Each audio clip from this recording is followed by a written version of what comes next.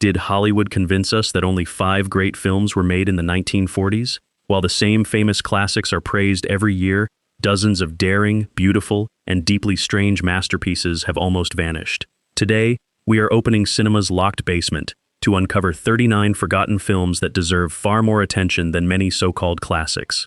Before we begin, like this video and subscribe to our channel, because cinema's greatest forgotten treasures are still waiting to be rediscovered. Number 39, The Great McGinty, 1940. One honest decision destroys the career of a man who built his entire life through dishonesty. That cruel joke forms the heart of Preston Sturges's first directing triumph. Brian Donlevy plays Dan McGinty, a homeless drifter recruited by a political machine after proving that he can vote repeatedly under different names. His talent for shameless rule-breaking impresses a powerful local boss who helps him rise from hired muscle to mayor and eventually governor. The comedy grows from how openly everyone accepts corruption. Jobs, votes, speeches, and public loyalty can all be purchased. McGinty understands the system because he never pretends that it is respectable. A particularly funny sequence shows him traveling from polling place to polling place, collecting payment each time he casts another illegal vote. The speed of the scene makes democracy look like a badly managed business. However, marriage and public responsibility slowly awaken something unexpected in him, a conscience. When he finally tries to act honestly, the machine immediately turns against him. The film's framing device, set inside a distant bar, makes his downfall feel both funny and tragic. Sturges suggests that corrupt systems can forgive almost anything except genuine reform. Political dishonesty gives way to workplace rebellion when one of the world's richest men disguises himself as the kind of employee he normally ignores. Number 38, Remember the Night, 1940. Christmas romance rarely begins with an attempted jewelry theft, but that unusual opening gives this forgotten drama its personality. Barbara Stanwyck plays Lee Leander, a shoplifter facing prosecution just before the holidays. Fred McMurray is John Sargent, the assistant district attorney assigned to convict her. Realizing that keeping Lee locked up through Christmas would be cruel, John arranges her release and eventually takes her along while visiting his family in Indiana. During the journey, their legal conflict slowly becomes something more complicated. The most touching scenes happen inside John's family home. Lee watches a loving household celebrate together and realizes how different her childhood was. Nothing explosive occurs, yet Stanwyck's expressions reveal an entire lifetime of loneliness. The film moves naturally from courtroom comedy to road movie and finally to bittersweet romance. Preston Sturges wrote the screenplay, but director Mitchell Lyson gives it a tenderness that separates it from louder holiday films. Instead of pretending that love fixes every problem, the ending forces both characters to consider responsibility, sacrifice, and the law. That emotional honesty is why the movie remains powerful. Remember to like the video if either of these first 2 discoveries surprised you. Subscribe and tell us in the comments which forgotten 1940s film deserves a revival. The warmth of Christmas now disappears as we descend into a mining community where profit, poverty, and ignored warnings create a human disaster. Number 37, The Stars Look Down, 1940. Beneath the ground of a British mining town, danger is treated as an acceptable business expense. Michael Redgrave plays Davy Fenwick, a miner's son who dreams of escaping poverty and eventually fighting for the workers through education and politics. His plans become complicated by marriage, social pressure, and a mine owner who refuses to accept that unsafe conditions could destroy entire families. Davy's personal rise therefore mirrors a much larger struggle between ordinary workers and powerful men who rarely face the risks they create. One unforgettable section follows miners entering a dangerous shaft despite repeated warnings. The growing sense of doom is created through anxious faces, cramped spaces, and the knowledge that management values production more than safety. After disaster arrives, the film refuses to treat it as a random accident. It becomes an accusation aimed directly at greed and political weakness. Directed by Carol Reed years before The Third Man, this is a surprisingly bold social drama. Its anger feels controlled rather than theatrical, making the criticism even stronger. Nearly a century later, its questions about workplace safety and economic power remain painfully familiar.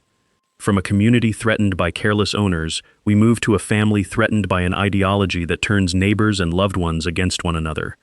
Number 36, The Mortal Storm, 1940. A respected German professor celebrates his birthday surrounded by family, students, and friends. Within months, the rise of the Nazi movement poisons nearly every relationship in the room. James Stewart plays Martin, a quiet young man who refuses to accept the new political order. Margaret Sullivan is Freya, the professor's daughter, whose engagement collapses as her fiancé becomes increasingly devoted to the regime.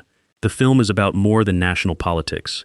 It shows how authoritarian thinking enters homes, friendships, universities, and romantic relationships. People who once laughed together begin watching their words, choosing sides, and treating loyalty to a movement as more important than basic decency. Its most famous sequence follows Martin and Freya attempting to cross a snowy mountain border on skis.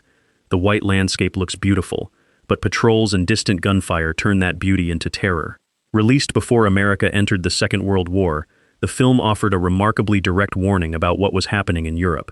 Instead of presenting evil as something performed only by obvious villains, it shows ordinary people surrendering their judgment step by step. After that painful portrait of political obedience, our next film attacks corruption differently, by turning crooked elections and dishonest leaders into sharp comedy. Number 35. Hail the Conquering Hero, 1944. Woodrow Lafayette Pershing Truesmith desperately wants to follow his late father into the Marines. Hay fever gets him discharged before he can serve, leaving him too ashamed to return home and admit the truth. A group of sympathetic Marines hears his story and decides to help. They place medals on his uniform, invent a heroic battlefield account, and escort him back to his hometown. Their small lie immediately grows beyond control. The railway station sequence is a masterpiece of organized chaos. Bands play, crowds cheer, speeches begin, and Woodrow's mother believes her son has returned as a celebrated hero. Eddie Bracken's terrified expressions reveal that every cheer makes confession more difficult. Soon, local politicians decide Woodrow should run for mayor. The town does not know what he believes or whether he is qualified. His manufactured image is enough. Preston Sturges uses rapid dialogue and overlapping voices to attack hero worship, political opportunism, public ceremonies, and the pressure to satisfy a parent's expectations. Yet the Marines are not treated as fools. Their loyalty comes from kindness, even when their solution creates disaster. The climax finally gives Woodrow a chance to demonstrate real courage by telling the truth publicly. The film asks a sharp question: is heroism about wearing medals, or accepting humiliation when honesty demands it? That question makes this comedy much deeper than its frantic surface suggests. Public celebration fades into the Kent countryside, where three modern pilgrims investigate a strange crime while searching for meaning during wartime. Number 34. Millions Like Us, 1943. Celia Crowson expects war service to offer excitement or perhaps a glamorous uniform. Instead, she is assigned to an aircraft parts factory and placed in a crowded hostel with women from completely different backgrounds.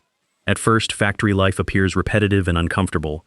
The noise is constant, privacy is limited, and Celia misses her family. Gradually, the women form friendships while discovering that their ordinary labor supports pilots and soldiers they may never meet. The film moves between machinery, dances, shared meals, family homes, and brief romantic encounters. This gives the story a documentary-like realism without turning the characters into simple symbols. Celia's relationship with Scottish Airman Fred provides the emotional center. Their time together is limited by duty, and every happy meeting carries the knowledge that he may soon be sent away. A particularly moving sequence places personal news against the continuing rhythm of factory production. One woman's world may have changed forever, but the machines cannot stop. That contrast captures the emotional cost of wartime labor better than any patriotic speech. Rather than presenting service as easy or glorious, the film shows exhaustion, class tension, romantic uncertainty, and grief. Yet it also honors the communities created by women who left familiar homes to perform unfamiliar work. Its title is perfectly chosen. These characters are not famous leaders. They are millions of ordinary people whose contribution became so common that history nearly stopped noticing it.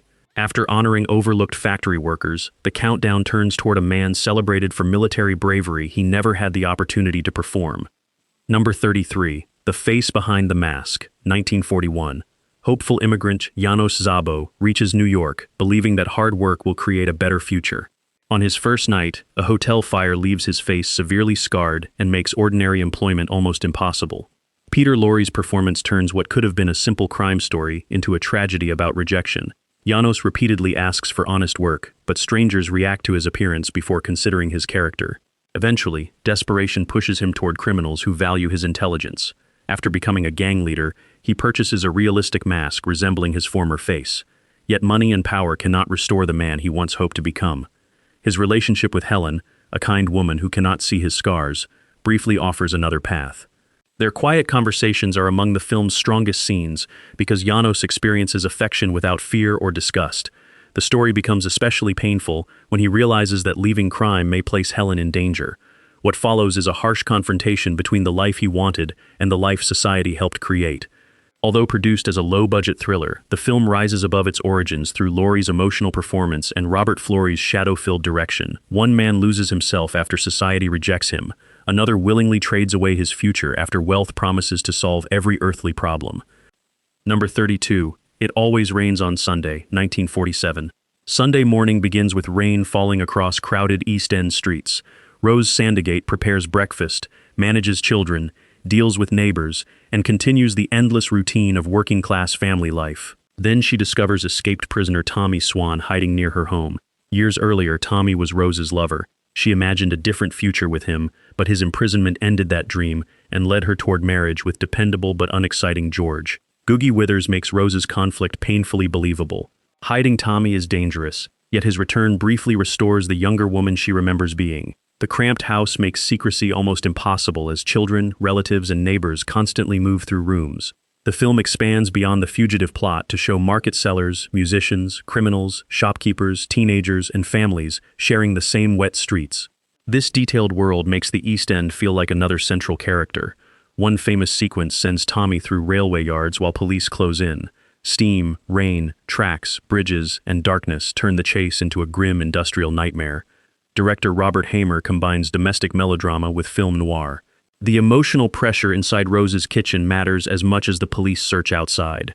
The title sounds almost humorous, but the rain reflects a deeper feeling. For people trapped by poverty and routine, disappointment appears permanent. Yet the movie does not romanticize Tommy as Rose's lost chance at happiness. His return exposes how memory can hide unpleasant truths. Rose is not choosing between a dull present and a perfect past. She is confronting the life she imagined against the life that actually existed. That emotional honesty makes this one of British cinema's most powerful forgotten dramas. The rain finally slows as our final 10 begin with a bitter stranger arriving in New Mexico to demand money from a powerful criminal. Number 31. Blues in the Night, 1941. A group of musicians abandons commercial success to travel together and play honest blues. Their dream sounds romantic, but the road leads them toward poverty, romantic conflict, and a dangerous roadhouse controlled by criminals. The opening immediately establishes the film's mood as the musicians hear prisoners singing during a train journey. That sound becomes a lesson. Blues music is not simply entertainment, but an expression of pain, endurance, and lives rarely acknowledged. Richard Wharf plays bandleader Jigger Pine, whose artistic ambition weakens when he becomes obsessed with manipulative singer Kay Grant. Betty Field makes Kay unpredictable, shifting between vulnerability and selfishness. One memorable sequence allows the title song to pass through different voices and locations, almost as though the music itself is traveling while the characters remain trapped.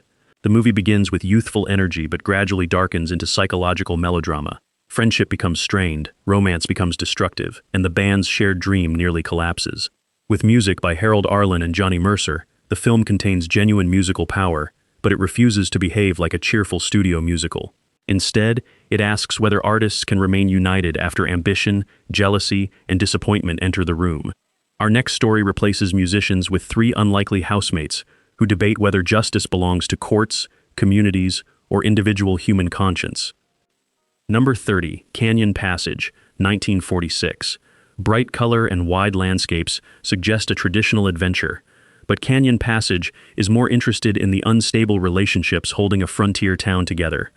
Dana Andrews plays Logan Stewart, a merchant traveling between settlements in 1850s Oregon. He escorts Lucy Overmeyer home to marry his friend George Camrose. Even as attraction grows between Logan and Lucy, George is respected publicly but secretly trapped by gambling. Brian Donlevy makes him charming enough to remain sympathetic, even while each desperate choice threatens friends who trusted him with their money. Rather than following one simple conflict, the film presents the frontier as an interconnected community. Business deals, romantic commitments, mining claims, resentment, and personal reputation all affect one another. One memorable sequence begins as a celebration, with music and dancing offering temporary relief from hardship. The happiness feels fragile because viewers already understand the secrets moving beneath the gathering. Later, an attack on the settlement forces rivalries to pause, yet the external danger does not erase the internal damage caused by greed and dishonesty. Jacques Tourneur photographs forests, rivers, mud, wooden buildings, and mountain paths with unusual sensitivity. Nature appears beautiful but never empty.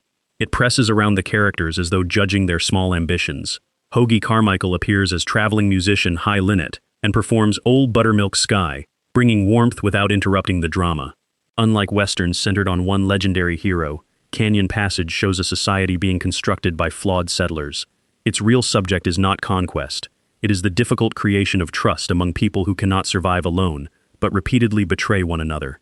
The frontier's wide spaces disappear as we enter a crowded French town where suspicion spreads faster than evidence, and entertainment becomes public cruelty. Number 29, The Reckless Moment, 1949. Lucia Harper manages a comfortable California household while her husband works overseas. Her daily concerns involve children, bills, shopping, and maintaining stability. That ordinary life collapses when her teenage daughter Bea becomes involved with older man Ted Darby.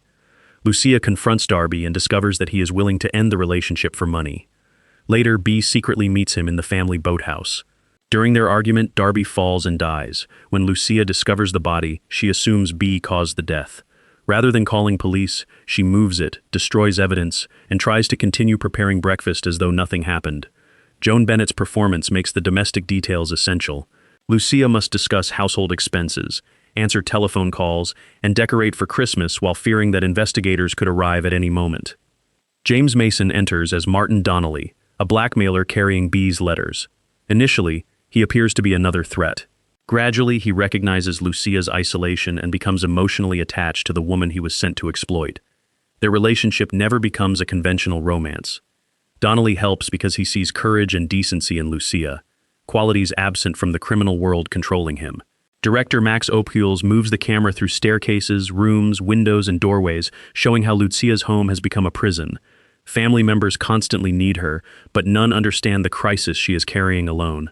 The film reverses many noir traditions. The central innocent is a middle-aged mother rather than a reckless young man, while the supposed criminal outsider develops a conscience. Its most powerful criticism concerns invisible labor. Everyone assumes Lucia can solve every domestic problem, so even disaster becomes another burden she must handle without help. Lucia fights to protect a family that barely notices her struggle. The next aging boxer enters a ring unaware that his own manager has already sold him. Number 28, The Seventh Victim, 1943. Mary Gibson leaves boarding school after learning that her older sister Jacqueline has disappeared and stopped paying her tuition. Her search leads to Greenwich Village, where Jacqueline has sold her business, rented a mysterious room, and become connected to a secret group with terrifying expectations. Instead of presenting New York as a place of opportunity, the film turns cafes, apartment buildings, offices, and narrow streets into a maze of loneliness. Almost everyone Mary meets knows part of Jacqueline's story, yet no one offers the complete truth. The famous shower sequence creates fear without showing an attack. Mary stands behind a curtain while a threatening figure questions her from the other side. The shadow on the fabric is enough to make the ordinary bathroom feel unsafe. Later, Jacqueline is followed through dark streets in a scene built almost entirely from footsteps, empty space, and the fear that someone is drawing closer. The secret society is frightening, but the film's deeper subject is despair. Jacqueline appears less afraid of the group than exhausted by life itself. That emotional darkness makes the story feel unusually modern. Produced by Val Lewton and directed by Mark Robson, the film runs barely over an hour, yet it suggests an entire hidden world beneath wartime New York. Its influence can be felt in later urban horror stories, especially those involving respectable citizens hiding disturbing beliefs behind ordinary doors. The city's hidden group disappears behind us as another predator escapes into a New Mexico town, or at least that is what everyone believes. Number 27, The Leopard Man, 1943. A publicity stunt begins the nightmare. Nightclub performer Kiki Walker enters her act with a black leopard on a leash, hoping to steal attention from a rival dancer. Loud castanets frighten the animal. It escapes, and the surrounding town becomes convinced that every shadow now contains a predator. The first major sequence follows a young girl sent through darkness to purchase cornmeal. She hears movement, runs home, and desperately knocks while her mother refuses to open the door. Jacques Tourneur keeps the danger outside the frame, forcing sound and imagination to create the terror. After more victims are discovered, the escaped animal becomes a convenient explanation. Kiki and her manager Jerry begin noticing details that suggest something more disturbing. Not every attack may have come from the leopard. That idea turns the film into an early psychological thriller. The animal provides fear, but human behavior provides the mystery. Another memorable section follows dancer Clo-Clo through empty streets as the rhythmic sound of her castanets announces her location. Music that once expressed confidence begins to resemble a countdown. Produced by Val Lewton and adapted from Cornell Woolrich's Black Alibi, the film combines horror, mystery, and noir in only 66 minutes. It also anticipates later stories in which a human predator uses public panic and an animal explanation to hide personal responsibility. From a town listening for an escaped animal, we travel to a noisy aircraft factory where millions of women quietly reshape wartime Britain. Number 26. The Devil and Miss Jones, 1941. John P. Merrick owns so many companies that workers can protest against him without recognizing his face. After discovering that department store employees have publicly mocked him, Merrick goes undercover to identify the organizers and remove them.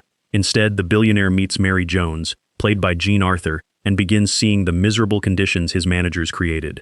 The employees are underpaid, closely watched, and punished for minor mistakes, while executives remain comfortably distant. One of the funniest scenes begins with Merrick struggling through the ordinary routines of department store employment. The powerful businessman who can command entire companies suddenly cannot control a lunch break or protect himself from an impatient supervisor. His friendship with Mary and her fellow worker Joe gradually changes the mission. He entered the store searching for troublemakers, but discovers that the real problem is the system carrying his own name.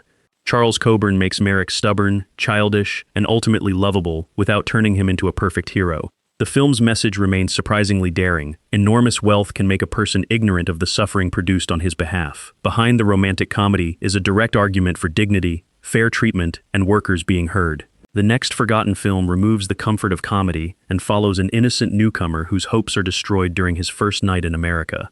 Number 25. Contraband, 1940. A routine inspection quickly becomes a dangerous wartime adventure when Danish Sea Captain Anderson arrives in Britain during a blackout. After officials confiscate the passports of two suspicious passengers, both people disappear, forcing Anderson to follow them into the darkened streets of London.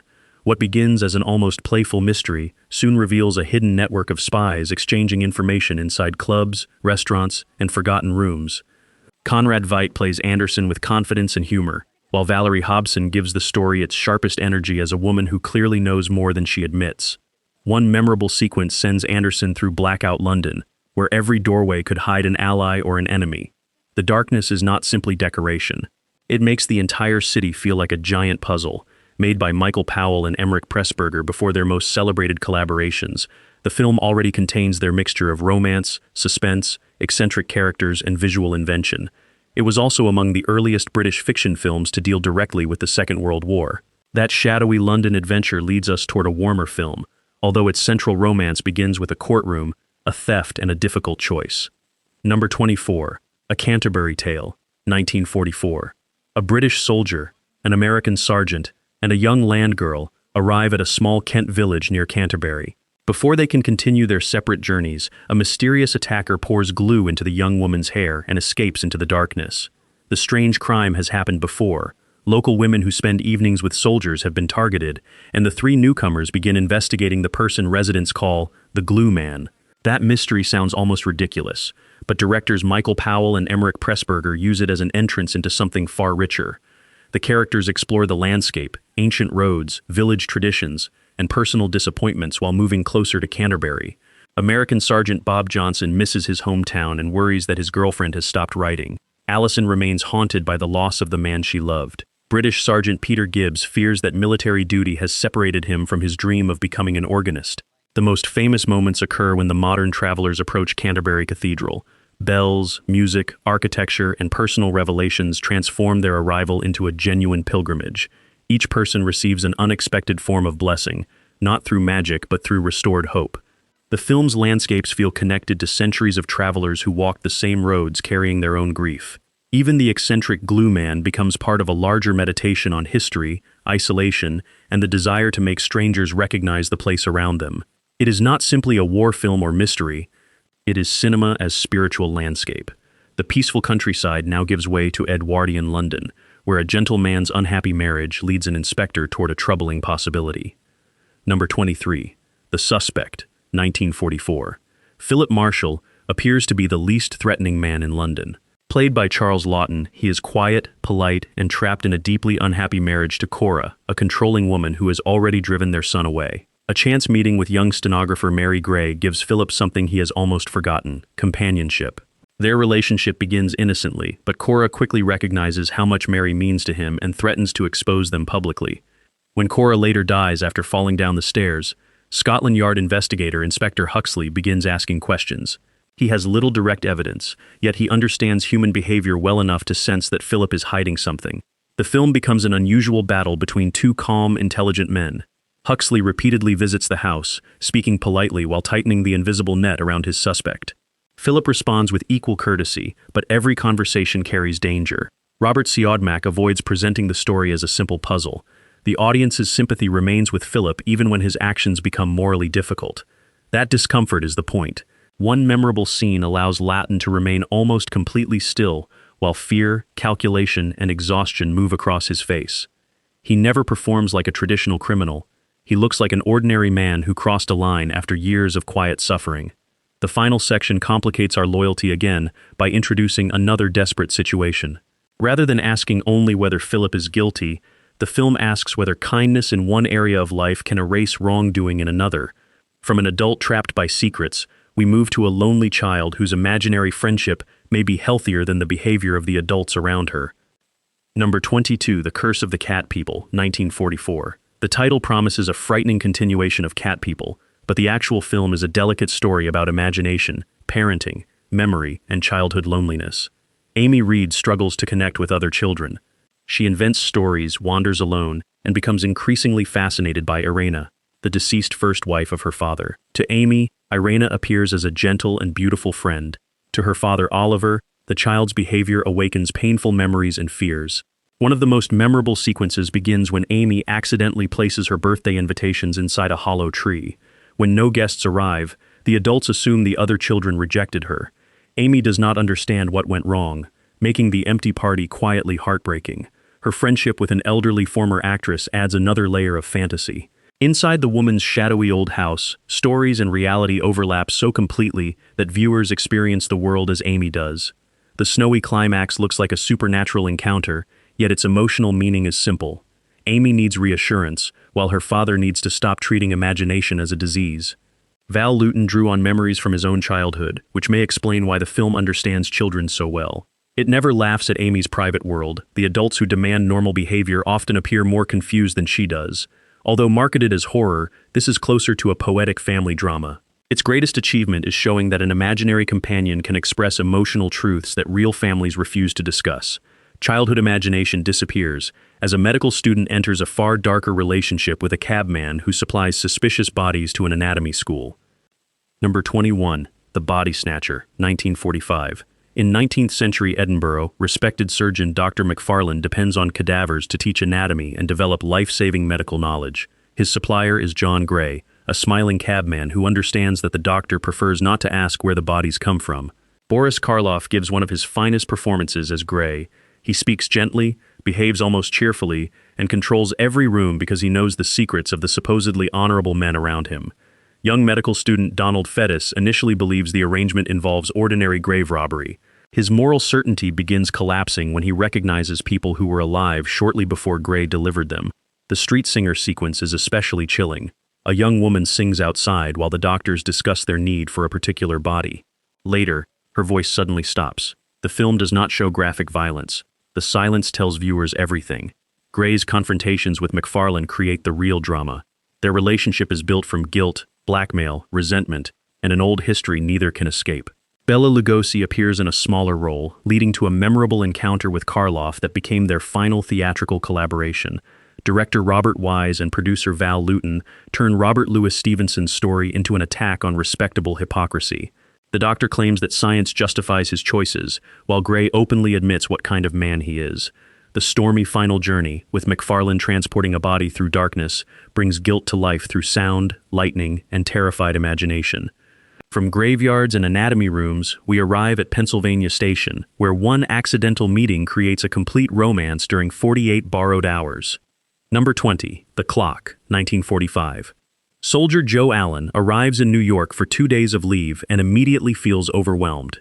He does not know the city, has no clear plan, and loses his balance inside Pennsylvania Station. When he grabs a stranger for support, that stranger becomes Alice Mayberry. Judy Garland plays Alice with warmth and natural humor, far removed from the large musical performances usually associated with her. Robert Walker makes Joe shy, sincere, and visibly aware that the clock is already stealing their time.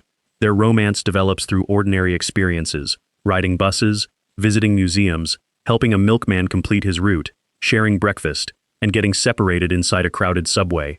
These moments create intimacy because neither character is trying to impress the other. The station clock becomes the film's central image. It marks their first meeting, their separation, and the pressure hanging over every decision. A memorable late sequence follows their attempt to get married quickly. Offices close, paperwork causes problems, and the ceremony feels disappointing. Alice then asks Joe to repeat the vows privately inside a quiet church, giving their rushed marriage the emotional meaning bureaucracy failed to provide. The entire city was recreated on studio sets, yet director Vincente Minnelli makes New York feel alive and enormous. Crowds repeatedly surround the couple, emphasizing how unlikely their connection is. Unlike romantic fantasies promising endless time, the clock understands that love can become powerful precisely because time is limited. War remains mostly off-screen, but Joe's approaching departure gives every peaceful moment its urgency. The pressure of limited time leads toward another romance, this one created inside a cottage where two wounded people begin seeing hidden beauty. Number 19. The Enchanted Cottage, 1945. Oliver Bradford returns from military service with visible injuries and a belief that his former life is over. His fiancée cannot hide her discomfort, strangers stare, and Oliver withdraws into a seaside cottage originally prepared for his honeymoon. Laura Pennington, the cottage's quiet housekeeper, also feels judged by the world. She has spent years being treated as plain and unimportant. Their shared loneliness slowly creates understanding. The cottage is said to possess a special power for people who genuinely love each other. After Oliver and Laura marry, they begin seeing themselves as beautiful and physically transformed. The famous mirror sequence reveals the film's deeper idea. Other people still see Oliver's injuries and Laura's ordinary appearance. The magical transformation exists only in the way the couple sees one another. Instead of exposing the enchantment as a cruel illusion, the film treats their vision as a greater truth. The outside world notices surfaces. Love recognizes the complete person. A blind pianist named Major Hillgrove understands this better than anyone. His music frames the story and gives emotional voice to feelings the central couple cannot easily express. Robert Young considered it one of the finest love stories he encountered, and his restrained performance supports that claim. Dorothy McGuire avoids turning Laura into a saint. She is insecure, frightened, and sometimes doubtful. The film could have become sentimental, but its message remains challenging. Beauty is not changed by a magical building. What changes is the power given to other people's judgment. After a cottage creates emotional freedom, an isolated mansion attempts the opposite by stealing a young woman's name and controlling her reality. Number 18. My Name is Julia Ross, 1945. Julia Ross accepts a secretarial position after weeks of unsuccessful job hunting. Her employers appear respectable, an elderly woman and her charming adult son. Julia moves into their household, drinks a prepared cup of tea, and wakes inside a remote coastal mansion. Everyone now calls her Marion Hughes. Her clothes, possessions, and identification have disappeared.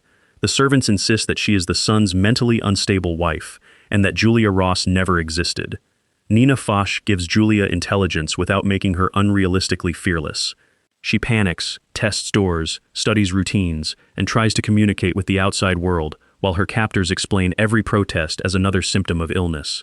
George Macready is deeply unsettling as Ralph Hughes. His polite voice and controlled movements hide a dangerous temper. A scene involving a knife demonstrates that his mother is not merely protecting a troubled son, she is helping manage a serious threat. Julia's attempts to leave evidence provide some of the best suspense. She writes messages, hides clues, and even tries to make strangers remember seeing her. Each effort nearly succeeds before the household closes around her again. Director Joseph H. Lewis completed the story in roughly 65 minutes. There is no wasted subplot and almost no relief once Julia enters the mansion. The film anticipates later psychological thrillers about manipulated identity and manufactured mental illness. Its most frightening idea is not that the villains can lock a door, it is that they can create a believable story explaining why the prisoner should never be trusted. Julia must prove her own identity. Our next inspector must identify a killer hiding among medical professionals inside a wartime hospital. Number 17. Green for Danger, 1946. a German flying bomb injures postman Joseph Higgins, who is rushed to a rural wartime hospital. His surgery appears routine until he unexpectedly dies under anesthesia. Soon, a nurse announces that she knows the death was no accident. Before she can safely reveal the culprit, another crisis transforms the hospital into a closed circle of suspects. Alistair Sim plays Inspector Cockrell, one of the strangest detectives in British cinema. He enters the tense environment with dry humor, careless manners, and the appearance of someone who is only mildly interested. Underneath that performance is a sharp investigator watching every reaction. The operating theater scenes are especially effective because everyone wears masks and performs assigned tasks. A tiny change involving a gas cylinder, valve, or piece of equipment can become fatal without revealing who caused it.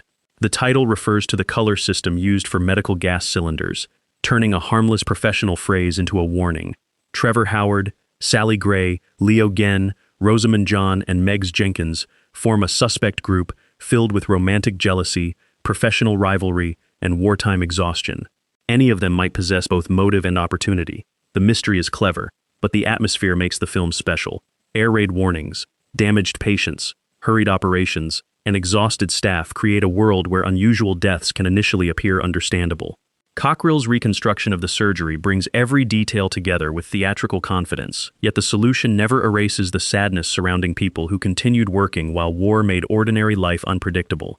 This is both a playful whodunit and a portrait of professionals functioning under enormous pressure.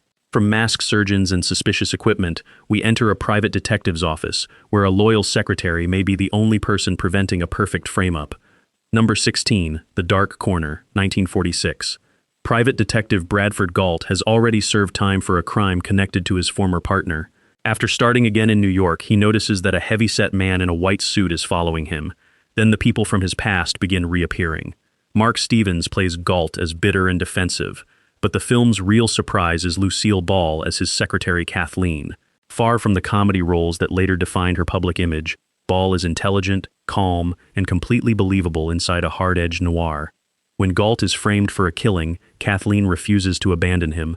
She follows clues involving an ink-stained suit, stolen identification, an art gallery, and wealthy collector Hardy Cathcart. Clifton Webb makes Cathcart disturbing through elegance rather than physical threat. He views his wife almost as another object in his collection, something beautiful that must remain under his control. One memorable sequence traps Galt inside his apartment with evidence positioned around him. He wakes to discover that someone has carefully constructed a story in which he appears to be the obvious culprit. The film's title describes more than the plot. Galt repeatedly feels pushed into a space with no legal or emotional exit. Kathleen becomes important because she sees possibilities he misses. Henry Hathaway photographs New York offices, streets, and galleries with heavy shadows and sharp angles. Yet the story never becomes hopelessly cold. Kathleen's humor and loyalty provide a human center. This forgotten thriller also proves that Lucille Ball possessed far greater dramatic range than television audiences were later allowed to remember. One detective tries to escape a false story. The next bride is surrounded by several competing stories, each hidden inside another flashback. Number 15, The Locket, 1946. Minutes before wealthy John Willis marries Nancy Patton, a stranger arrives and warns him that his bride is not the woman she appears to be. The visitor claims to be Nancy's former husband, but proving his accusation requires telling a long and complicated history. That story enters a flashback. Inside it, another man tells an earlier story, creating a second flashback within the first. The unusual structure could have become confusing, yet director John Brahm uses it to show how Nancy's identity changes depending on who remembers her. Lorraine Day plays Nancy as charming, wounded, calculating, and sometimes impossible to understand. As a child, she was falsely accused of stealing a valuable locket. The accusation humiliated her and appears to have shaped her relationship with wealth, guilt, and possession. Robert Mitchum appears as artist Norman Clyde, whose love for Nancy gradually turns into suspicion. A memorable scene involving a missing piece of jewelry forces him to consider whether the pattern from her childhood has continued into adulthood. The film does not offer a simple medical explanation for Nancy's behavior. Instead, it shows trauma becoming a story that she repeats, revises, and uses. The nested flashbacks create the sensation of moving deeper into a locked room. Every new narrator seems ready to reveal the truth, only to expose another layer. When the story finally returns to the wedding day, the past physically interrupts the ceremony. A small object triggers the conclusion, proving that memories buried beneath romance have never truly disappeared. The locket is noir, presented as psychological architecture, with each flashback serving as another corridor toward a damaged childhood.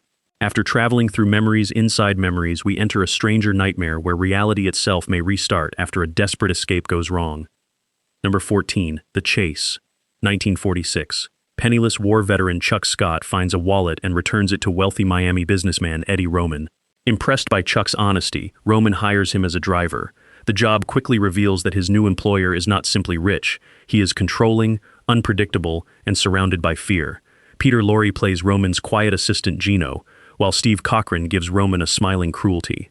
A famous early scene allows Roman to control the speed of his car from the back seat, terrifying Chuck while pretending the danger is amusing. The moment explains his personality. Everyone around him is merely another object to command.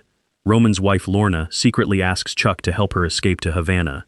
Their journey creates the romantic center of the film, but freedom never feels secure.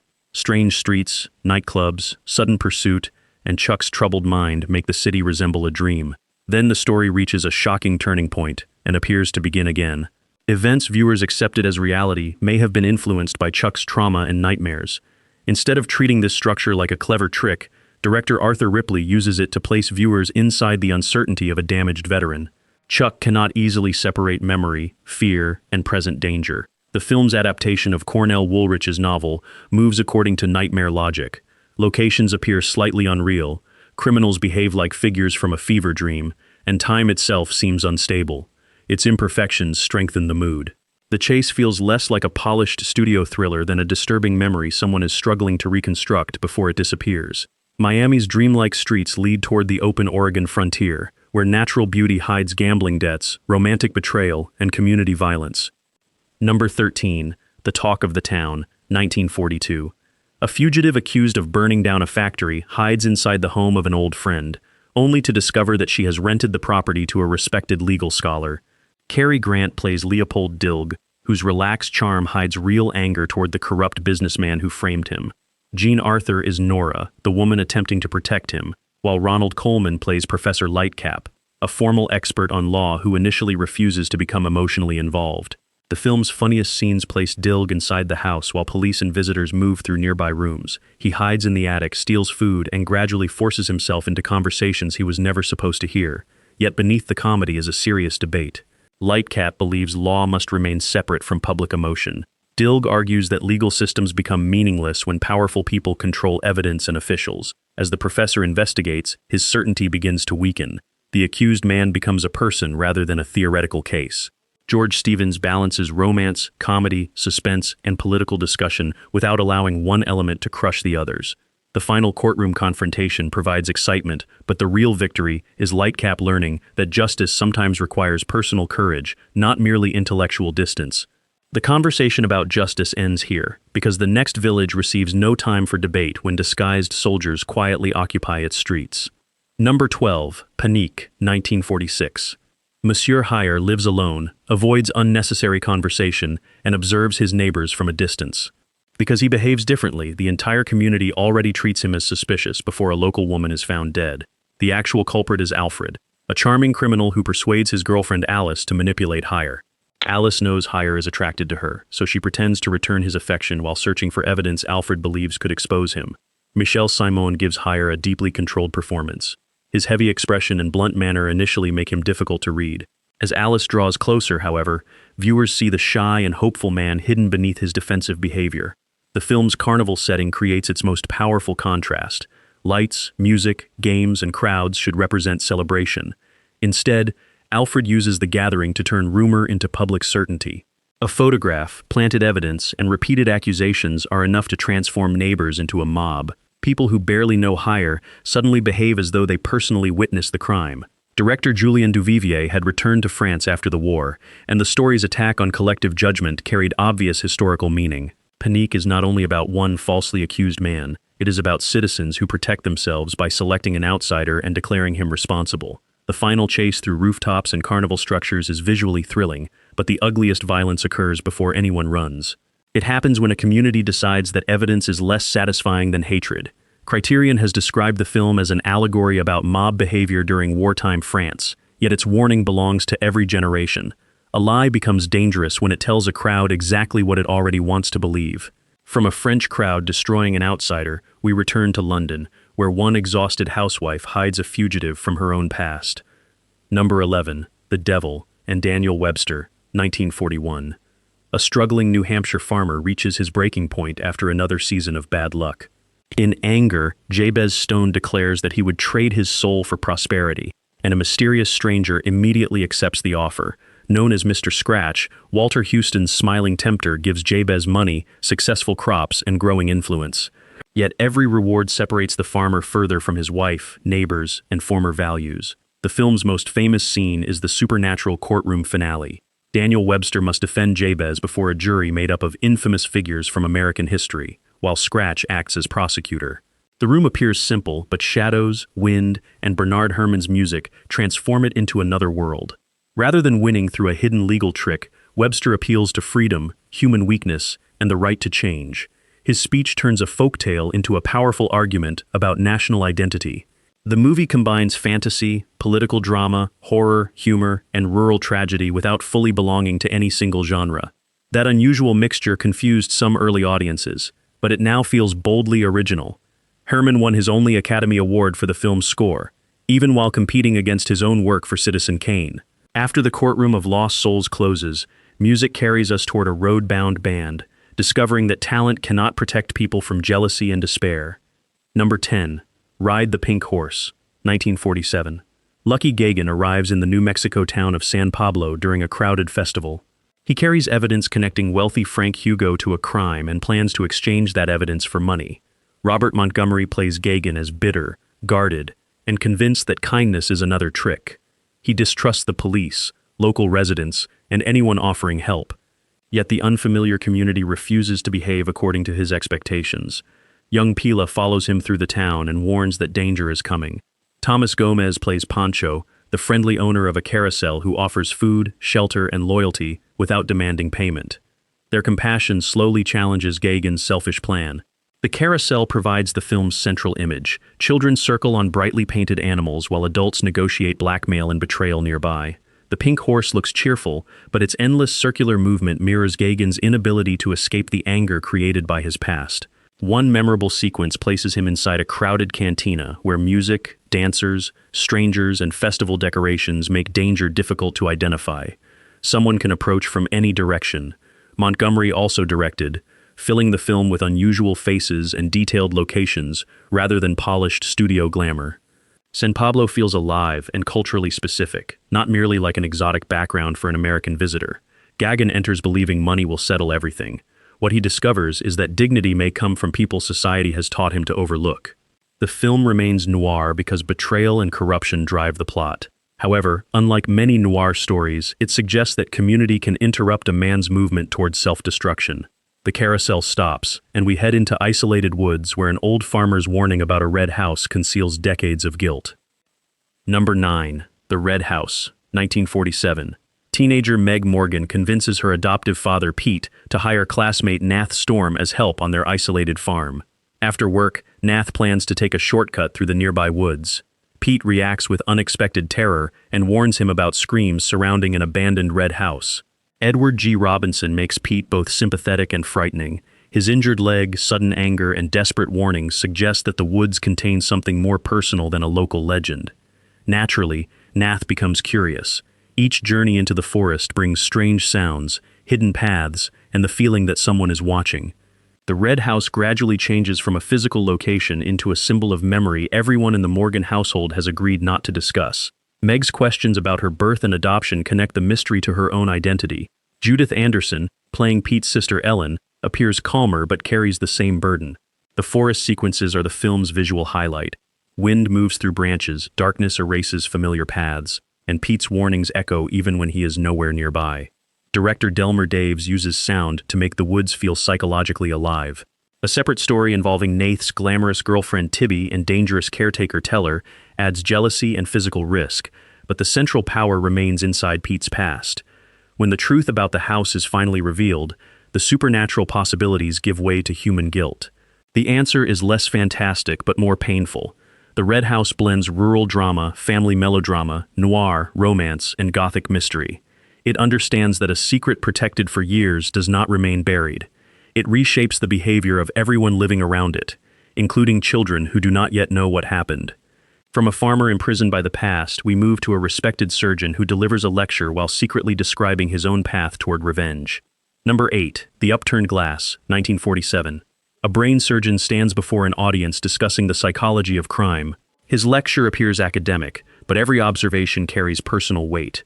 The surgeon, Michael Joyce, is quietly recounting the events that transformed him from respected doctor into a man contemplating revenge. James Mason gives Michael intelligence, arrogance, and emotional restraint. After treating a young patient, he becomes involved with the child's married mother, Emma. Their relationship offers brief happiness before Emma suddenly falls from a window and dies. Michael becomes convinced that Emma's sister-in-law, Kate, deliberately caused the fall. Rather than contacting authorities, he studies Kate, enters her social world, and prepares his own punishment. The film's framing device makes viewers question whether Michael is explaining criminal behavior or trying to justify it. As a surgeon, he understands the human brain professionally, yet grief prevents him from understanding his own actions. Pamela Colino plays Kate with enough calculation to support Michael's suspicion, but the story never allows revenge to appear clean or heroic. One memorable sequence places Michael and Kate near a dangerous cliffside road. Every polite sentence hides the possibility that one person is preparing to remove the other. The title refers to a scientific demonstration involving an overturned glass, but it also suggests a world turned upside down by obsession. The final movement is especially unusual because Michael's plan is interrupted by unexpected human sympathy. The person he has judged may not respond as predicted, and the revenge he considered logical begins losing certainty. The Upturned Glass is a quiet British noir about the frightening distance between analyzing guilt and carrying it. The surgeon's controlled revenge leads toward a man who has spent his entire life believing that his father's reputation has already decided his future. Number 7. Moonrise, 1948. Danny Hawkins grows up beneath the shadow of a father who was executed before Danny could know him. The townspeople repeatedly remind the boy of that history, and school bully Jerry Sykes turns the family name into a weapon. Years later, Danny remains trapped inside the identity others created for him. During a violent confrontation in the woods, he causes Jerry's death. Instead of reporting what happened, Danny hides the evidence and allows years of shame to control his next decisions. Dane Clark gives Danny a restless physical presence. He often looks ready either to run or strike out, even when no immediate danger exists. His romance with schoolteacher Gilly Johnson offers hope, but he cannot accept love while believing he inherited his father's fate. Director Frank Borzage fills the film with expressionistic images. The opening compresses Danny's childhood into shadows, swinging figures, cruel children, and the repeated memory of punishment. A Ferris wheel sequence briefly lifts Danny and Gilly above the town. Their isolation in the night sky creates the illusion that they have escaped judgment. Once the ride stops, however, the ground and its secrets remain waiting. The swamp, forest, junkyard, and abandoned buildings feel like extensions of Danny's mind. Every location contains hiding places, but no real freedom.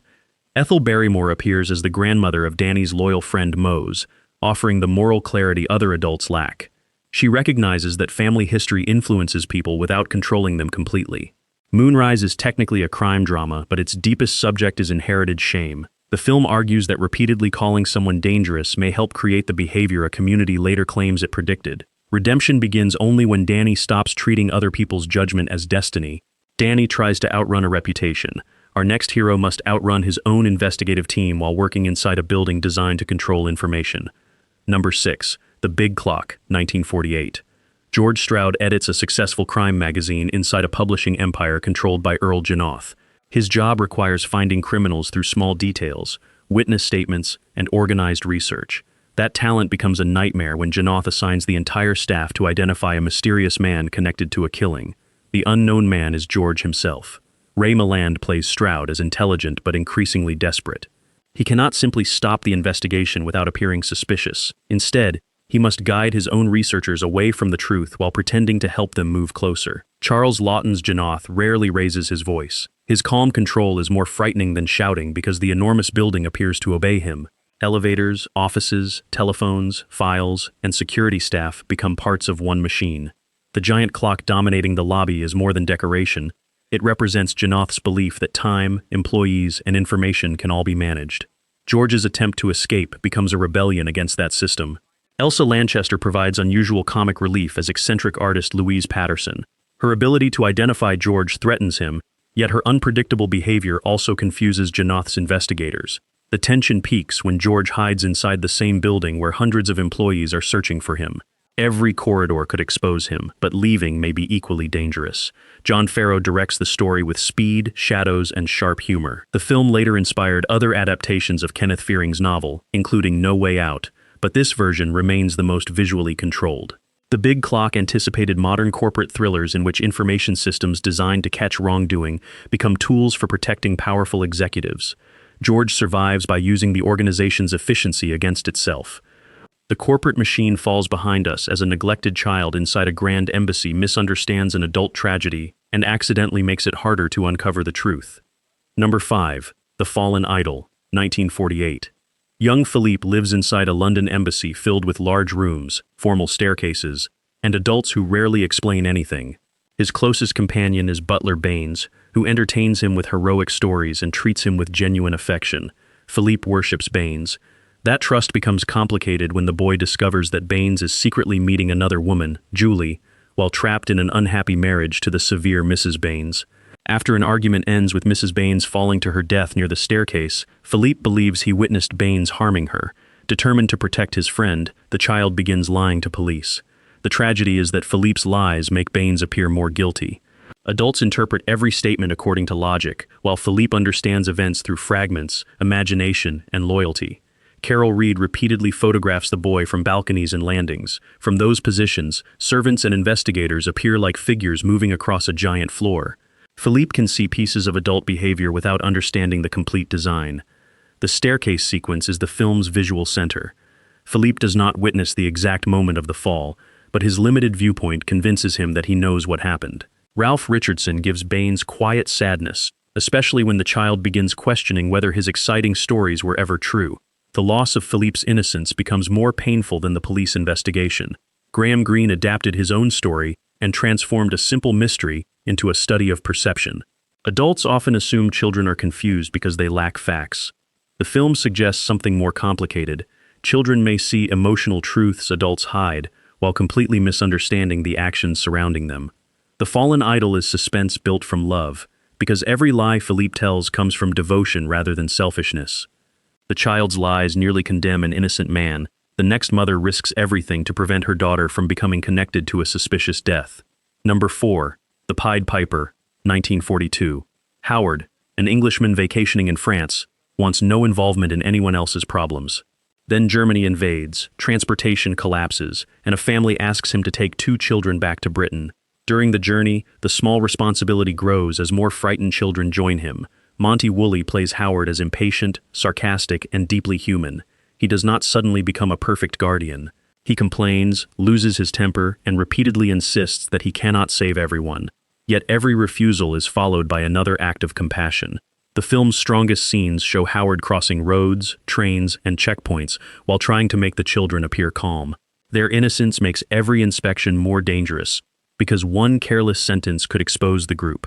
A particularly tense confrontation occurs when a German officer begins questioning Howard's story. Otto Preminger brings cold intelligence to the role, making the scene feel like a mental battle rather than a simple interrogation. Despite its title, the film avoids fairy tale comfort. The children are not symbols placed in the background. Each new arrival increases the danger, food requirements, and emotional weight of the escape. What makes the story memorable is Howard's gradual transformation. He never delivers a grand speech about heroism. He simply reaches the point where abandoning the children is no longer imaginable. The forgotten film understands that bravery often begins as an unwanted responsibility carried one difficult mile at a time. The danger of occupied Europe gives way to an equally unsettling journey through Greenwich Village, where a missing woman has entered a secret society. Number 3. The Setup, 1949. Stoker Thompson is 35, an age that feels ancient inside the boxing world. He still believes one good victory could restart his career, but his manager Tiny has so little confidence in him that he accepts money from a criminal to guarantee Stoker loses. Tiny never tells the boxer about the arrangement. He assumes Stoker will be defeated naturally. Robert Ryan makes Stoker proud without turning him into a fantasy champion. His body is tired, his record is poor, and his wife Julie has stopped believing the promises attached to every new fight. The story unfolds almost in real time. Clocks appear throughout the film, marking the minutes before, during, and after the match. This structure prevents escape. Viewers experience the same waiting, physical strain, and approaching danger as Stoker. Inside the locker room, younger and older fighters prepare while telling themselves different versions of the same dream. One expects fame, another worries about injury. Stoker insists that experience will finally matter. Julie walks through the surrounding streets instead of attending the match. Her journey past arcades, theaters, and strangers enjoying themselves reveals the life Stoker cannot see while trapped inside his ambition. The boxing sequence avoids glamorous montage. Rounds feel long, exhausting, and increasingly desperate. Audience members shout for punishment as though watching two people perform for their ownership. When Stoker begins winning, Tiny's secret becomes dangerous. The criminal expected obedience, and Stoker's dignity threatens a financial agreement he never knew existed. Director Robert Wise delivers a tough examination of entertainment, aging, and exploitation. Stoker's final victory is not measured by money or future championships. It comes from refusing to surrender a fight simply because everyone around him decided he no longer mattered. The noise of the boxing crowd fades into wartime silence, where a bomb expert faces a device designed to punish the smallest mistake. Number 2. The Small Back Room, 1949. Sammy Rice is a brilliant wartime scientist and bomb disposal expert whose injured foot causes constant pain. He works in the small back rooms of government, where researchers solve deadly problems while politicians and senior officers receive public attention. David Farrar makes Sammy difficult, intelligent, bitter, and vulnerable. He depends emotionally on Secretary Susan, played by Kathleen Byron, but repeatedly pushes her away. Alcohol offers temporary escape from physical pain and professional frustration. The government asks Sammy to investigate a new German explosive device disguised as an ordinary object. Several people, including children, have already encountered the weapon with tragic results. Before the final assignment, the film enters Sammy's private nightmare. Alone with a bottle, he imagines a giant whiskey glass growing in front of him. The surreal image transforms addiction into a physical monster occupying the room. Powell and Pressburger are famous for colorful fantasies, but their black and white photography here creates a harsher psychological world. Laboratories, offices, bedrooms, beaches, and government corridors all reflect Sammy's emotional confinement. The extended bomb disposal sequence on Chesil Beach is nearly unbearable. Sammy must kneel beside the device, study unfamiliar mechanisms, and remove each part while knowing that one wrong movement could end everything. There is no music demanding excitement. Wind, breathing, tools, and silence provide the tension. His struggle with the bomb mirrors his struggle with alcohol. Both require patience, honesty, and control. Technical brilliance alone cannot save him if he refuses to confront his own condition. The film also attacks bureaucracy.